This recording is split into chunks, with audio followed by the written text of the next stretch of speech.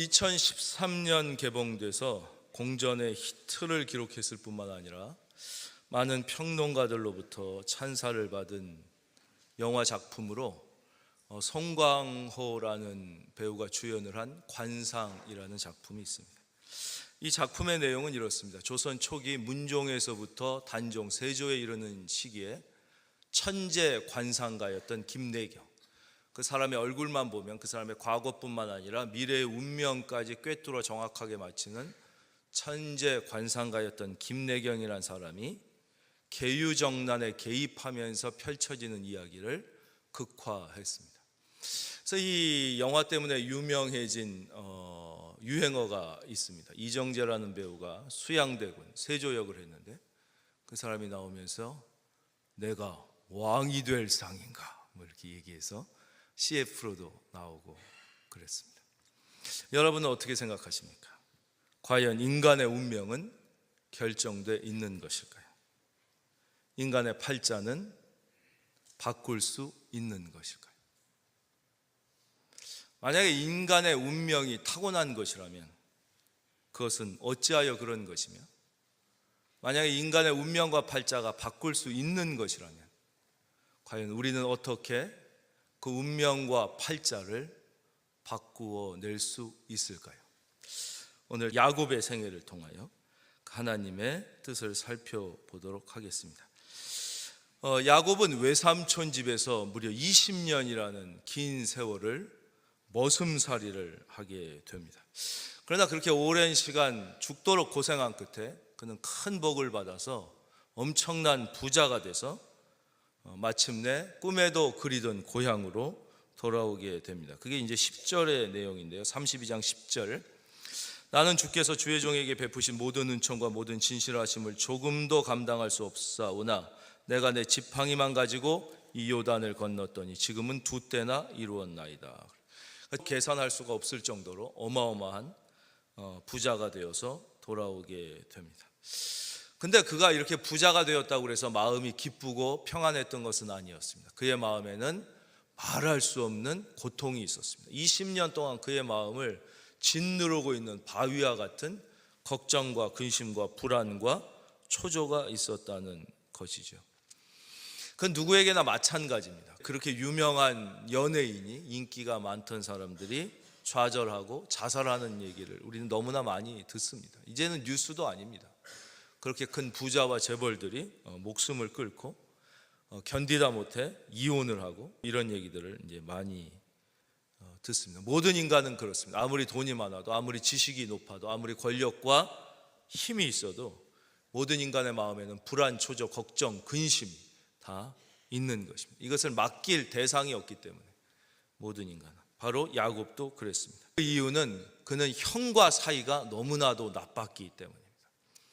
고향에는 장비 같은 형이 도사리고 있었습니다.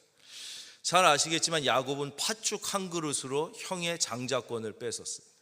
형 에서는 야곱하고 전혀 달랐어요.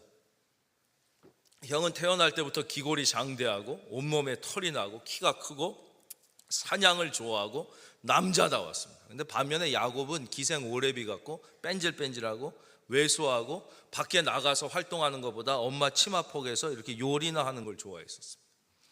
근데 문제는 그 당시에는 모든 아버지의 권리, 권한, 이 축복이 장자에게 다 계승됐었습니다. 근데 야곱은 욕심은 또 무지하게 많은 거예요. 욕심이 많고 아주 자아중심적인 인물이었어요. 굳이 야곱만 그렇겠습니까? 모든 인간들이 야곱 같은 것이죠. 그래가지고 이 형이 부러워 죽겠는 거예요. 근데 이제 형은 보통 사냥꾼이니까 밖에 한번 나가면 일주일, 2주일씩 나갔다가 짐승을 들쳐 업고 오는데, 그러니까 밖에 나가면 며칠씩 밥을 못 먹을 거 아니에요. 그때도 며칠씩 사냥하고 오다가 며칠을 굶어 너무 배가 고픈데 야가 빠진 야곱이 형 배고프지? 야 배고파 죽겠다. 그럼 장자권 주면 팥죽 하나 주지 그런 거예요. 야야 그 장자권 나 지금 굶어 죽겠는데 빨리 줘라. 그래가지고 팥죽을 먹은 것이죠. 뭐 애서는 별 생각 없이 한 것입니다. 그러나 야곱은 내가 장자권 샀다고 생각한 것입니다. 그 다음에 아버지 이제 이삭이 나이가 많아서 눈이 어두워졌는데, 그때도 큰아들 에서는 이제 사냥을 나간 것이죠. 근데 이제 이삭이 자기가 곧 죽을 시간이 임박한 것을 알고 에서를 찾습니다. 에서, 내 장자 에서는 어디 있느냐? 내가 나의 모든 유산과 축복을 내 장자에게 이제 남겨야 되겠다. 그러면서 장자를 찾아요. 그러니까 야곱이 온몸에 털을 붙인 다음에, 아버지, 제가 첫째 아들 에서입니다. 저에게 축복하시고 장자권을 주십시오. 그러니까 아버지가 야곱에게 장자권을 넘기고 모든 축복을 하면, 물론 이삭이 완전히 속았냐? 그렇지는 않습니다. 알면서도 속은 것입니다. 그래서 성경에 보면 이삭이 이렇게 얘기합니다. 팔은 에서의 팔이로되 목소리는 야곱의 목소리로다. 그 소식을 나중에 에서가 들었으니 분노가 막 심한, 이런 못된 놈 당장 내가 쳐 죽인다. 그래서 막 도끼를 들고 오니까 이제 어머니가 볼 때 이 둘째도 내 아들이고 첫째도 내 아들인데 이거 어떡하냐? 그래갖고 둘째를 몰래 숨겨가지고 자기의 친정집으로 도망을 보내는 거죠. 친정 오레비인 라반의 집에 도망을 보낸 것입니다. 야곱이 아무것도 없이 형에게 죽을까봐 무서워서 빈 몸으로 외삼촌네 도망을 갔어요. 근데 또 이 외삼촌이 보통 인간이 아니에요. 아주 지독한 놈이에요. 20년 동안 이 야곱을 죽도록 부려먹습니다. 죽도록 부려먹고는 마지막에 우리로 치면 퇴직금을 조금 주려고 온갖 방법을 다 씁니다. 어떻게 하면 퇴직금을 조금 줄까 막 온갖 방법을 다 쓰다가 야곱이 지혜를 써가지고 이제 20년 고생한 끝에 어마어마한 부자가 돼가지고 돌아오게 되는 거예요. 그러나 이게 20년이 지났다고 해서 그 마음의 분노와 상처가 없어졌느냐 하면 그렇지 않거든요. 20년이 아니라 40년이 지나도 그 분노와 아픔은 계속 있는 거예요. 여러분도 그렇지 않습니까? 좀 아직 나이가 젊으신 분들은 한 10년 지나면 그게 없어질 거라고 생각하지만 인생이 그렇지 않습니다. 저희 어머니는 지금 결혼한 지 55년이 지나셨는데도 아직도 무슨 서운한 일만 있으면 니네 애비가 결혼 첫날 밤 나를 굶겼다, 그 얘기를 아직도 하시죠. 55년이 지나 결혼 첫날 밤 밥을 안 사주고 나를 굶겼다, 그 얘기. 그런 말씀을 하시는 거 보면 이게 상처라는 게 그렇게 쉽게 사라지지 않는다는 것을 알 수 있습니다. 그래서 야곱은 너무나 두려운 것입니다. 이제 고향에 내가 큰 부자가 돼서 오는데 형의 성격을 알거든요. 형이 가만히 있을 사람이 아니에요. 자기한테 무슨 짓을 할지 모른단 말이에요. 그래서 야곱이 불안해서 먼저 형에게 사람을 보냅니다. 사람을 보내가지고, 형님, 아우가 20년 만에 고향에 돌아옵니다. 형님, 이 아우를 좀 받아주십시오. 형님 마음을 좀 알아보려고 그런 거죠. 근데 이게 웬일입니까? 이 야곱의 소식을 듣고 에서에게 갔던 심부름꾼이 얼굴이 사색이 돼서 돌아오는 거예요. 그러니까 에서 형님이 화가 머리끝까지 나가지고 이놈은 야곱 오기만 하면 내가 쳐 죽인다. 400명의 군사를 준비해서 주인님을 죽이러 오고 있습니다. 이거 야곱의 입장에서 보면 형님만 해도 당해낼 자간이 없는데 400명의 군대를 이끌러 오면 자기부터 처자식까지 다 죽는 거예요. 이건 뭐 아무 소용이 없어지는 거예요. 여기에서 야곱은 완전히 이제 질린 거예요. 이제 큰일 났다, 난리 났다. 어떻게 하면 이 형님의 마음을 좀 되돌릴 수가 있을까? 그래가지고 형님에게 좀 선물을 줘가지고 형의 마음을 좀 돌려봤으면 좋겠다, 이런 생각을 해가지고 이제 뇌물 공세를 하게 됩니다. 그 이야기가 32장 13절 이하에 있는데 제가 좀 읽어드리겠습니다. 야곱이 거기서 밤을 지새고 이제 무서워가지고 가지를 못하는 거예요. 그 소유 중에서 형 에서를 위하여 예물을 택하니 암 염소가 200이요 순염소가 20이요 암양이 200이요 순양이 20이요 전나는 낙타 30과 그 새끼요 암소가 40이요 황소가 10이요 암나귀가 20이요 그 새끼 나귀가 10이라. 뭐 어마어마한 이 선물을 형님한테 보내요. 형님, 이렇게 다 형님한테 드릴 테니까 좀 살려주십시오. 좀 살려주십시오. 그리고는 또 말하기를 20절, 이것을 한번 소리내서 성도님들이 다 같이 읽어주시면 좋겠습니다. 20절 화면 보고 시작.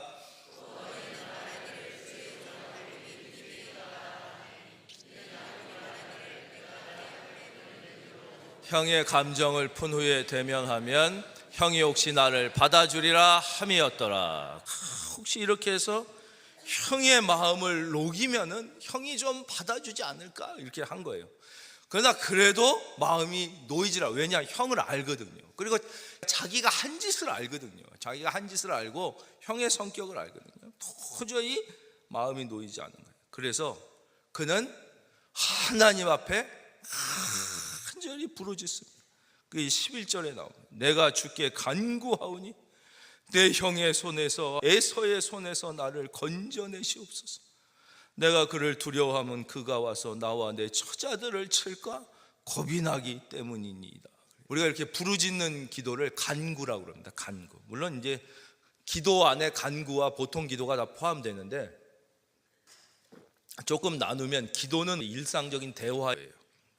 부부 간에도 그렇고 연인 간에도 그렇고 대화가 없으면 관계가 단절되고 심각한 위기가 오는 것입니다. 일상적인 대화가 있어야 돼요. 꼭 무슨 용건이 있어서 대화를 한다, 그건 이미 관계가 깨진 거예요. 부부끼리 아무 용건이 없어도 자꾸 얘기를 하는 게 좋은 거지, 돈 내라, 생활비 줘, 밥 차려, 이런 얘기만 하면 이미 관계가 깨진 거예요. 부모 자식도 마찬가지예요. 우리 하나님과 우리와의 관계도 어떤 용건이 있을 때만 얘기하는 게 아니에요. 늘 사귐의 대화가 있어야 되고, 이게 이제 기도예요.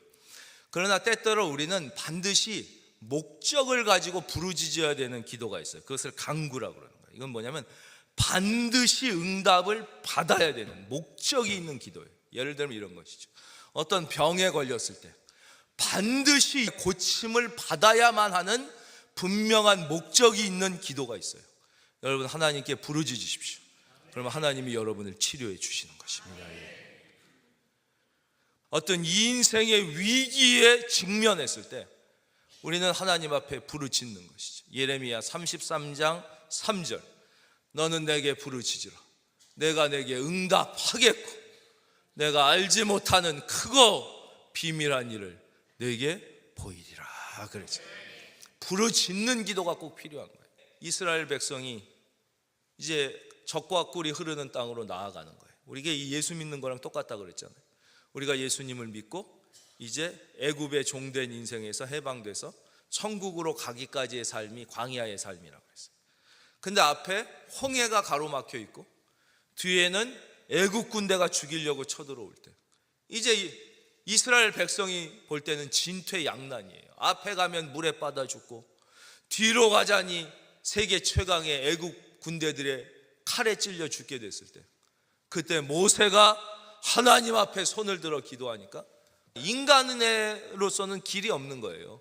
그래서 사람들이 포기하고 좌절하는 거예요. 그러나 하나님께는 길이 있어요. 그것을 성경은 너희가 알지 못하는 크고 비밀한 일이라고 하는 거예요. 하나님의 길, 바로 홍해의 지하 터널을 뚫을 계획을 하나님은 갖고 계셨던 것이에요. 인간은 상상도 못하는 것이에요. 그래서 홍해를 갈라 마른 땅처럼 이스라엘 백성을 건너게 하시고 또 애국 군대는 그 물에 빠져서 다 죽게 해 주신 것이죠. 여러분, 하나님 앞에 부르짖으면 인간에게는 길이 없을지라도 하나님께는 길이 있음을 믿을지어다. 우리는 반드시 좌절하지 말고 포기하지 말고 부르짖어야 돼요. 부르짖었는데도 안심이 안 돼요. 그래서 어떻게 하냐? 여기에 이제 야곱의 인간적인 특징이 그대로 나타나게 됩니다. 22절입니다. 밤에 일어나 두 아내와 두 여종과 11아들을 인도하여 야복 나루를 건널세 그들을 인도하여 시내를 건너가게 하며 그의 소유도 건너가게 하고 24절, 야곱은 홀로 남습니다. 이게 뭐냐면요, 우리는 한강이 있듯이 거기는 야복 강이라는 강이 있는 거예요. 지금은 다리를 건너가지만 옛날엔 다리가 없으니까 나루터에서 배를 가고 건너간단 말이에요. 우리가 한강을 건너가면 강북 도성에 들어가듯이 야복강을 건너가면 이제 자기 고향에 들어가는데 도저히 불안해서 갈 수가 없으니까 자기의 처자식들을 먼저 보내는 거예요. 왜냐?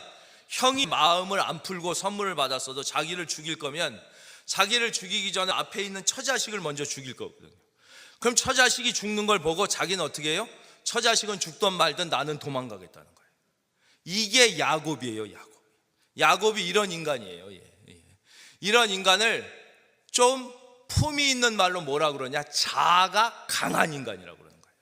심리학적 용어로, 정신의학적 용어로 자아가 강하다 그런 거고 우리말로 못돼 처먹은 놈이라고 그러는 거예요. 자아가 강하다는 게 그거예요. 자기밖에 모른다 이거예요. 이기적인 인간, 이게 자아가 강하다 그러는 거예요. 옛날 어른들이 하는 말, 지삐 몰라, 지삐 몰라. 정말 그런 인간이 있는 거예요. 아니, 내가 살아야 처자식도 있지. 나 죽고 나서 처자식이 무슨 상관이냐, 이런 인간들이 있어요. 일단 내가 살고 봐야지. 그게 야곱이에요. 야곱. 진짜 인간도 아닌 놈 같지만 우리 모두의 마음에도 어느 정도 그런 이기심이 있다는 거예요. 그래서 인간의 그 이기적인 모습, 처자식만 건너 보내고 상황을 살피고 있는데 갑자기 무슨 일이 생겼냐? 한밤중에 난데없이 어떤 사람이 나타나게 되는 것이다. 24절 같이 읽어보겠습니다. 시작. 어떤 사람이 날이 새도록 야곱과 씨름하다가, 난데없이 어떤 사람이 나타나서 야곱과 씨름을 하는데, 근데 우리나라 씨름을 생각하면 안 돼요. 일본 씨름을 생각해요. 스모. 우리나라 씨름은 넘어뜨리는 거, 일본 씨름은 뭐예요? 밀어내는 거잖아요. 밀어내는 거예요. 야, 이 자식아 건너가라, 그러고 미는 거예요. 아니, 처자식이 건너갔는데 너만 살겠다고 남는 게 네가 인간이냐? 죽어도 같이 죽고 살아도 같이 살아야지, 건너가라, 계속 미는 거예요. 계속 누군가 나타나서. 그래, 야곱은 내가 살아야지, 나는 죽어도 못 간다고 막 버티는 거예요.